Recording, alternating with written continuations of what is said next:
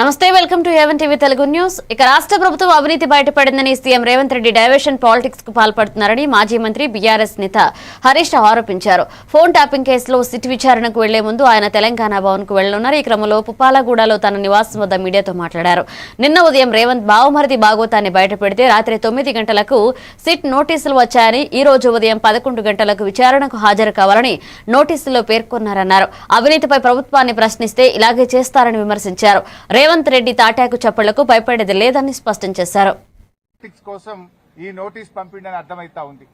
నిన్ననే చెప్పినాం మేము, ఈ దండుపాలెం ముఠ రేవంత్ రెడ్డి కేబినెట్ ఏ రకంగా వాటాలు పంచుకోవడంలో తన్నుకుంటున్నారో అన్ని విషయాలు బయట పెట్టాం. అంటే రాబోయేటువంటి మున్సిపల్ ఎన్నికల ముందు వీళ్ళ అవినీతి బయటపడుతుందని, వీళ్ళ అవినీతి బట్టబయలైతుందని, వీళ్ళ బండారం బయటపడ్డదని ఒక డైవర్షన్ టాక్టిక్స్ కు ఇవాళ రేవంత్ రెడ్డి గారు మాకు నోటీస్ ఇచ్చారు. సరే, ఈ నోటీసులు మాకు కొత్త కాదు.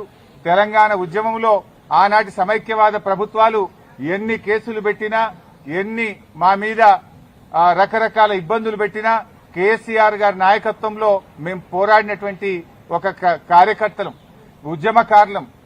ఆ గత సమైక్యవాదంలోనే అనేక సార్లు మమ్మల్ని అరెస్ట్ చేశారు, అనేక వందల కేసులు పెట్టినారు. ఆ రోజే మేము భయపడలేదు.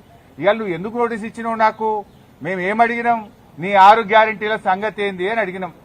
నువ్వు బాండ్ పేపర్ మీద రాసిచ్చిన మహిళలకు మహాలక్ష్మి 2500 ఎప్పుడు ఇస్తావు అని అడుగుతా ఉన్నాం. నువ్వు అవ్వ తాతలకు 4000 పెన్షన్ ఎప్పుడు ఇస్తావు అని అడుగుతా ఉన్నాం.